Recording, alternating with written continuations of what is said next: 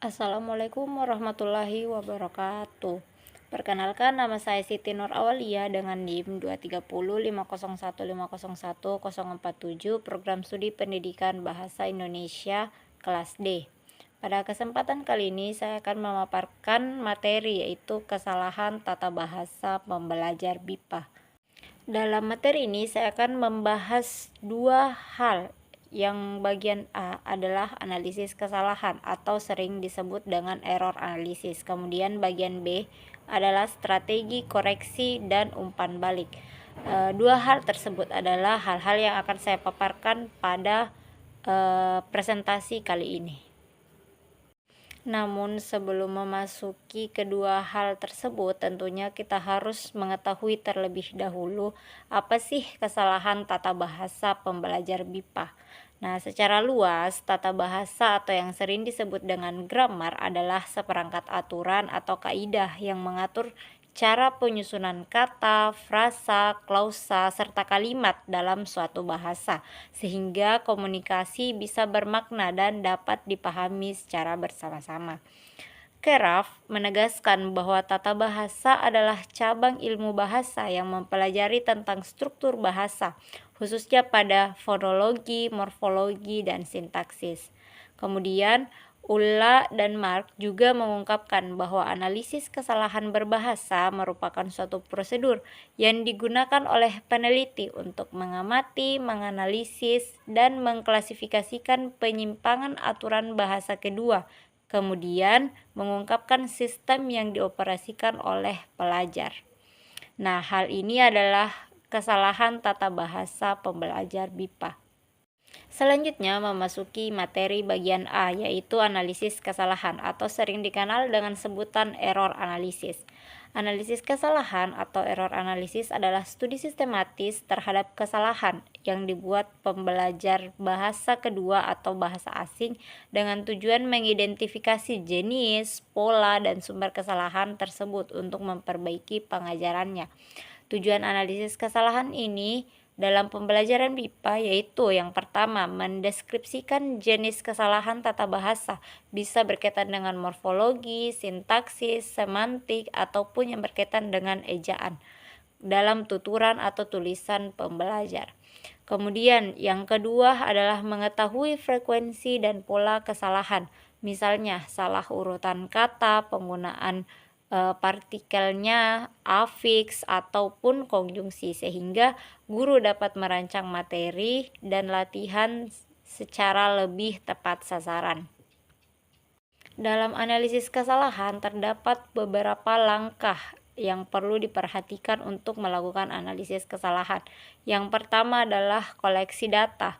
Ini adalah langkah awal dalam analisis kesalahan yang melibatkan pengumpulan sampel tuturan atau tulisan siswa, misalnya rekaman percakapan, tugas lisan, karangan, ataupun ujian lisannya, ataupun ujian tertulisnya. Kemudian yang kedua adalah identifikasi kesalahan, yaitu menentukan mana yang termasuk kesalahan yang mana siswa belum menguasai aturannya ataupun mana yang termasuk sekedar kekeliruan dari siswa BIPA. Yang ketiga adalah klasifikasi kesalahan, yaitu dengan mengelompokkan kesalahan berdasarkan kategori linguistiknya. Misalnya, morfologi dengan penggunaan kata atau kalimat saya makan-makan yang seharusnya saya makan ataupun saya sedang makan. Kemudian kategori sintaksis, misalnya penggunaan kalimat dia pergi rumah yang seharusnya dia pergi ke rumah. Kemudian kategori semantik yang berkaitan dengan makna dan yang berkaitan dengan ejaan. Selanjutnya adalah langkah keempat, yaitu penilaian frekuensi dan lingkup, yaitu menghitung seberapa sering setiap jenis kesalahan muncul. Hal ini menentukan seberapa banyak butir kebahasaan yang paling rawan muncul, misalnya apakah penggunaannya, preposisi, ataupun urutan kata. Dan yang terakhir atau yang kelima adalah penjelasan penyebab yang menjelaskan tentang sumber kesalahan yang berkaitan dengan interferensi bahasa ibu, generalisasi aturan, transfer aturan, ataupun kesalahan dalam pengolahan kognitifnya. Hal ini adalah langkah-langkah analisis kesalahan atau langkah-langkah dalam Analisis kesalahan pembelajar BIPA. Selanjutnya adalah materi bagian B, yaitu strategi koreksi dan umpan balik. Yang pertama adalah pengertian koreksi. Koreksi adalah tindakan guru atau sistem pembelajaran untuk memperbaiki kesalahan tata bahasa, kosakata, pengucapan atau ejaan yang dilakukan oleh siswa BIPA. Kemudian umpan balik atau sering dikenal dengan sebutan feedback adalah respons yang diberikan terhadap kesalahan tersebut.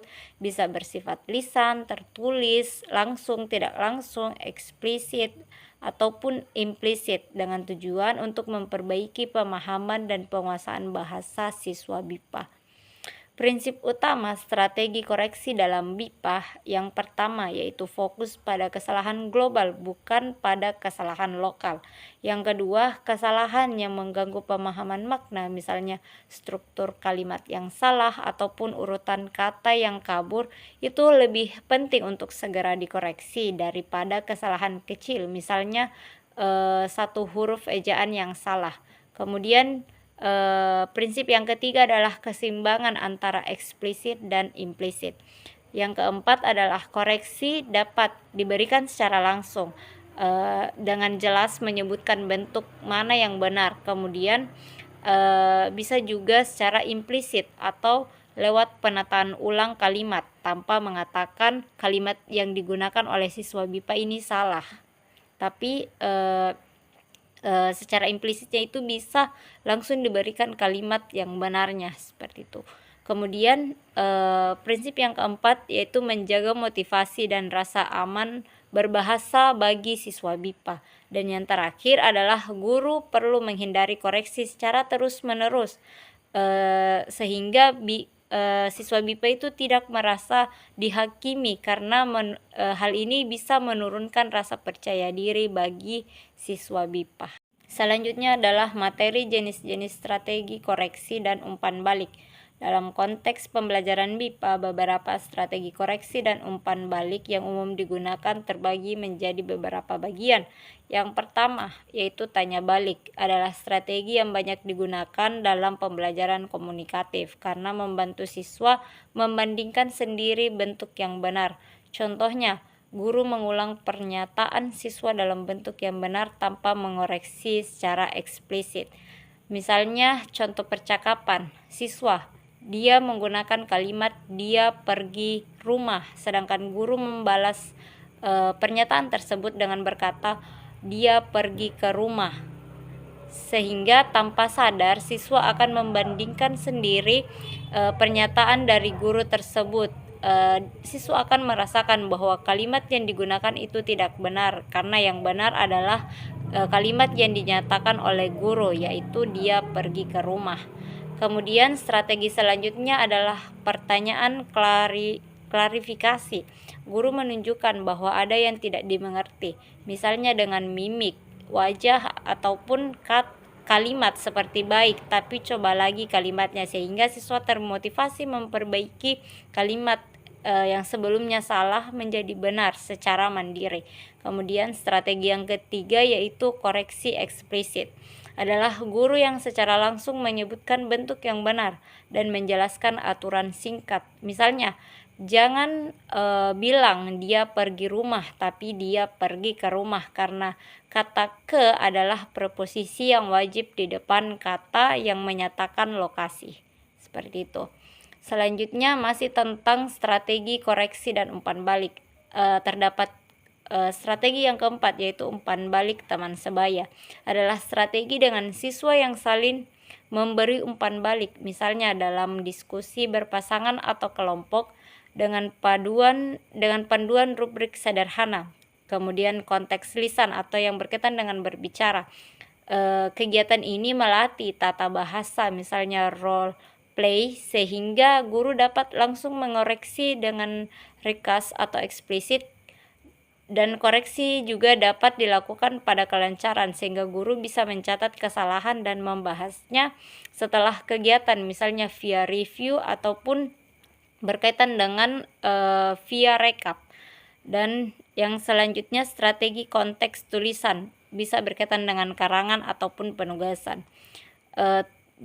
Hal ini tentunya bisa dengan tulisan tangan ataupun komentar di kertas, kemudian diskusi individu guru dengan siswa, dan komentar di file digital. Dan yang terakhir adalah umpan balik dalam bentuk remedial. Adalah kemampuan guru dalam mengoreksi kesalahan berbahasa, dapat menegaskan bahwa analisis kesalahan ini dapat menjadi dasar tindak remedial yang dijadikan contoh pada penerapan dalam pembelajaran BIPA, yaitu membuat latihan khusus, bisa dengan game edukasi ataupun butir kebahasaan yang sering salah, misalnya latihan preposisi ataupun urutan kata, serta menyusun mini lesson ataupun review session berdasarkan temuan analisis kesalahan sebelumnya. Nah, hal-hal tersebut masuk dalam jenis-jenis strategi koreksi dan umpan balik yang perlu dipahami oleh guru-guru BIPA dalam memberikan ataupun menerapkan pembelajaran BIPA bagi siswa. Selanjutnya adalah bagian kesimpulan. Berdasarkan hal-hal yang telah saya jelaskan pada slide sebelum-sebelumnya, dapat disimpulkan bahwa analisis kesalahan atau error analisis adalah pendekatan sistematis untuk mengidentifikasi, mengklasifikasikan, dan menjelaskan tata bahasa seperti morfologi, sintaksis, semantik, serta ejaan. Nah, analisis kesalahan ini dilakukan dengan mengumpulkan data, mengidentifikasi, kemudian mengklasifikasikan, menilai frekuensi, dan menjelaskan penyebabnya, baik yang berkaitan dengan interferensi bahasa ibu atau generalisasi aturan. Tujuannya adalah untuk menjelaskan pola kesalahan sehingga guru dapat membuat materi pembelajaran dengan tepat dan sesuai dengan kebutuhan siswa. Strategi yang ditekankan dalam koreksi dan umpan balik juga fokus pada kesalahan global yang mengganggu makna, kemudian keseimbangan antar koreksi eksplisit dan implisit, serta kemampuan dalam mempertahankan motivasi siswa. Kemudian tanya balik, permintaan klarifikasi, koreksi, dan umpan balik dari rekan-rekan disesuaikan dengan konteks lisan. Hal ini berkaitan dengan koreksi langsung ataupun fluensi tertunda dengan adanya strategi dalam bentuk tulisan. Hasil analisis kesalahan tata bahasa dalam pembelajaran BIPA ini digunakan untuk membuat solusi seperti latihan khusus, mini kelas, ataupun pembelajaran edukasi untuk meningkatkan penguasaan bahasa. Nah, menurut strategi BIPA yang berorientasi pada pemahaman bersama, strategi ini tidak hanya memperbaiki struktur bahasa, tapi juga mendukung pembelajaran komunikasi yang aman dan menarik dalam pembelajaran BIPA bagi tentunya siswa BIPA. Demikian materi yang sempat saya sampaikan, yang sempat saya paparkan pada kesempatan kali ini tentang kesalahan tata bahasa pembelajar BIPA. Apabila teman-teman sekalian memiliki pertanyaan, silahkan tuliskan di kolom komentar. Demikian saya tutup dengan ucapan wabillahi taufiq wal hidayah. Wassalamualaikum warahmatullahi wabarakatuh.